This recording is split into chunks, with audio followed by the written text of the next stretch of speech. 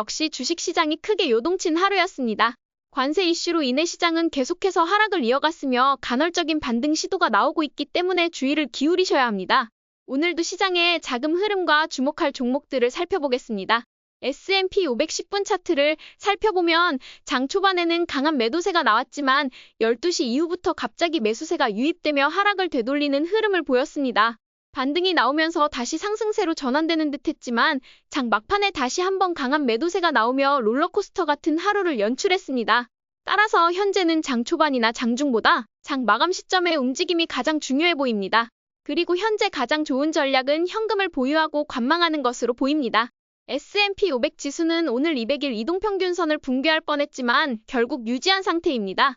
현재 전고점 대비 마이너스 5.88% 하락하여 조정 국면으로 진입하지는 않았지만 시장 상황이 긍정적이지는 않습니다. 동일 비중 S&P 500 지수에서는 1월 21일부터 이어졌던 횡보세가 오늘 처음으로 무너졌으며 자금이 유출되는 모습이 처음으로 포착되었습니다. 이제 동일 비중 S&P 500에서도 본격적인 자금 이탈이 나타날지 지켜봐야 하며 만약 그렇다면 S&P 500 전체가 조정 국면에 접어들 가능성이 있습니다. 나스닥 차트를 살펴보면 2022년 1월에 200일 이동평균선을 붕괴한 이후 1년 내내 하락세가 지속되었습니다. 이후 2023년 하반기에 200일 이동평균선을 붕괴했지만 다시 회복하면서 상승세가 이어졌습니다. 현재 시장의 가능성은 두 가지입니다.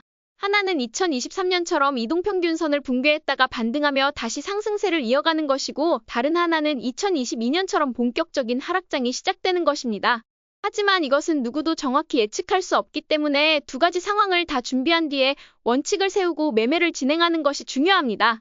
소형주는 이미 200일 이동평균선을 완전히 붕괴했으며 전고점 대비 마이너스 14% 하락한 상태입니다. 현재 소형주의 흐름은 상당히 부진하며 투자하기에 매우 어려운 시장 환경입니다. 그렇기 때문에 많은 분들이 이미 소형주 주식은 매도를 진행하셨길 바랍니다. 공포 탐욕 지수는 현재 20으로 8거래일 연속 공포 심리가 지속되고 있습니다. 지난 12월에는 22일 동안 공포 심리가 유지되었으며 현재는 그 절반 수준입니다. 오늘 몇 가지 기술적 지표에서 과매도 신호가 포착되었기 때문에 단기적으로는 과매도가 진행된 상태로 보입니다.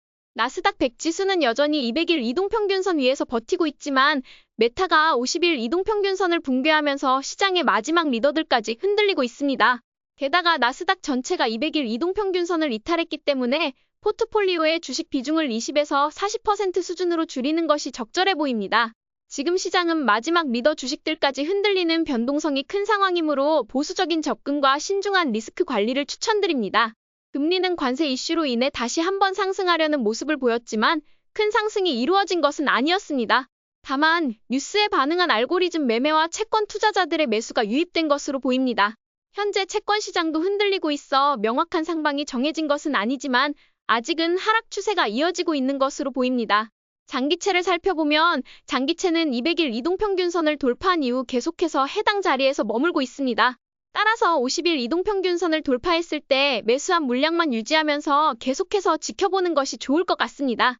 금은 21일 이동평균선을 한 차례 붕괴한 후 다시 반등하며 상승 추세를 이어가고 있습니다. 이번 사이클에서 가장 강한 모습을 보이는 자산은 금으로 보입니다. 보유의 관점이 좋아 보입니다.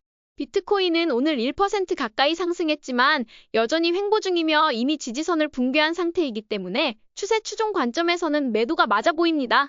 하지만 공포 트레이딩을 선호하는 분들이나 저가 매수를 지속적으로 진행하는 분들에게는 분할 매수가 더 안정적인 전략이 될 수 있습니다.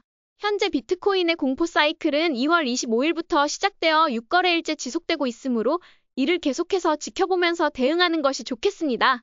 넷플릭스는 빅테크 중에서 유일하게 여전히 버티고 있는 모습입니다. 이미 전 세계에 퍼져 있는 넷플릭스는 관세가 부과된다고 해도 크게 영향을 받을 요소가 없습니다. 또한 경기 침체가 오더라도 사람들은 넷플릭스 정도는 구독을 유지할 가능성이 높기 때문에 현재까지는 강한 모습을 보이고 있습니다. 따라서 이번 하락이 끝나려면 결국 넷플릭스까지 붕괴되는 흐름이 나와야 할 것으로 보입니다. 메타는 오늘 넷플릭스와 달리 50일 이동평균선을 붕괴했습니다. 그럼에도 불구하고 일부 매수세가 유입되었으며 돌파 시점의 지지선에서 반등을 시도하는 모습이 포착되었습니다. 아직까지는 버티고 있지만 돌파 지점에서 어떻게든 지지선을 유지하려는 흐름이 나타나고 있습니다. 팔란티어도 리더 주식인 만큼 50일 이동평균선 가까이 버티면서 지지선을 형성하는 상황입니다. 애플은 여전히 횡보를 이어가고 있지만 다른 빅테크들과 비교했을 때 상대적으로 매도세가 적은 편에 속하는 것으로 보입니다. 브로드컴은 오늘도 큰 폭의 장중 변동성을 보였으나 실적에 대한 기대감으로 인해 가까스로 버티고 있습니다.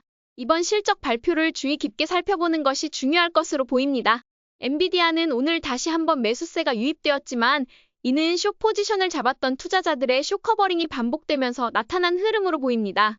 또한 일부 헤지펀드들이 매도를 이어가고 있는 것으로 분석됩니다. 결국 엔비디아는 올해 3분기에서 4분기에 다시 본격적인 상승을 시작할 가능성이 높으므로 그 전까지는 특별한 액션을 취하기보다는 관망하는 것이 나을 것으로 판단됩니다. 아마존은 200일 이동평균선 근처까지 접근했습니다. 작년 여름 200일 이동평균선을 붕괴한 이후 다시 한번 비슷한 패턴을 보이고 있는데 이미 추세가 끝나고 매도를 진행한 상태이므로 당분간은 관망하는 것이 적절해 보입니다. 구글은 200일 이동평균선을 붕괴했음에도 불구하고 실적이 좋은 만큼 큰 폭으로 하락할 가능성은 낮아 보입니다. 현재로서는 지지선을 유지하며 버티는 모습을 보이고 있기 때문에 역시 관망하는 것이 좋겠습니다. 마이크로소프트는 별다른 호재 없이 횡보하는 가운데 하락을 이어가고 있습니다. 테슬라는 오늘 처음으로 200일 이동평균선을 붕괴했습니다. 다소 아쉬운 흐름이지만 현재로서는 하락이 열려있는 상태이며 아직 헤지펀드들의 매수세가 확인되지 않고 있기 때문에 섣불리 매수하기보다는 관망하는 것이 좋습니다. 어차피 테슬라는 장기적으로 보면 결국 오를 가능성이 높으며 상승 시점은 하반기가 될 가능성이 크다고 보고 있습니다. 오늘은 기술주가 약간 반등했지만 대부분의 섹터는 하락했으며 특히 금융주에서 대규모 자금이 유출되었습니다. 오늘 ETF 중에서 가장 많이 상승한 산업 ETF는 중국 인터넷 K웹이었습니다. 현재 컵 위드 핸들 패턴을 형성한 상태이며 핸들 구간을 돌파하면 추가 상승할 가능성이 있습니다. 장기적으로는 미국 시장이 훨씬 더 높은 성장을 보일 것이므로 미국 중심의 투자가 적절하지만 단기적으로 수익을 목표로 하는 투자자들은 해외 ETF를 활용해 스윙 트레이딩을 고려할 수도 있습니다. 오늘 살펴볼 리더 리스트 중 한 종목은 클라우드플레어입니다. 오늘 단기 및 중기 이동평균선들이 데드 크로스를 이루며 매도 신호를 보였기 때문에 저는 매도를 진행했습니다.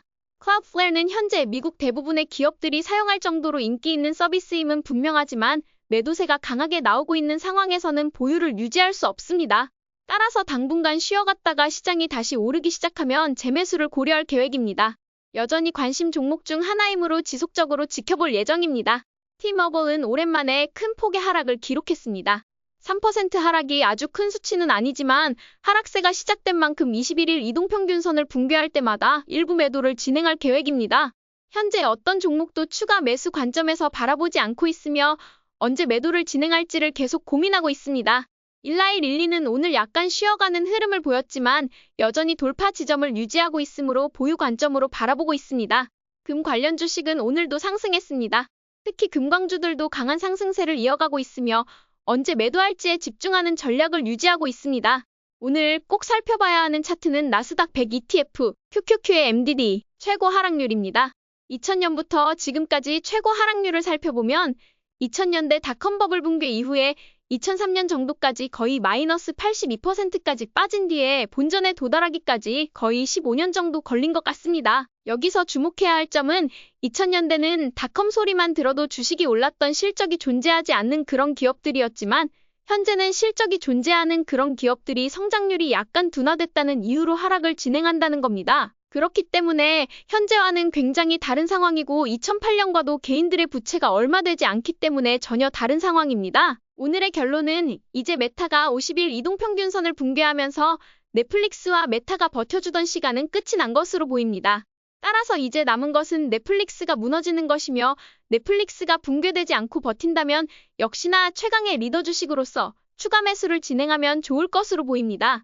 이번 변동성 장세는 파월 의장의 연설이 있었던 12월 18일부터 이어지고 있으며 리더 주식들의 붕괴가 진행된 지도 이제 한 달에서 두 달 가까이 되어 가고 있습니다. 조정은 10% 하락부터 본격적으로 시작되는 것이기 때문에 공포 매수를 선호하는 분들은 분할 매수를 진행하는 것이 좋고 추세 추종이 최고의 전략이라고 생각하는 분들은 반등이 최소 4일 이상 이어질 때까지 기다리는 것이 바람직합니다. 현재 시장은 하방 추세가 명확하게 형성되었으며 공매도와 숏 포지션이 강하게 들어오고 있습니다. 한번 형성된 추세는 지속되는 경향이 있으며 현재 공매도 추세가 이어지고 있기 때문에 아직 섣불리 매수하기 어려운 상황입니다. 지금 필요한 것은 오직 시간뿐이며 주식시장에 확신이 없는 분들은 현금을 보유하고 관망하는 것이 최선입니다. 하지만 반드시 분할 매수를 진행하고 싶다면 신중하게 종목을 선택하여 대응하는 것이 중요합니다. 오늘도 저희 전략이 재미있으셨다면 좋아요와 구독 버튼 눌러주세요. 지금까지 방구석 헤지펀드 매니저 라일라였습니다. 감사합니다.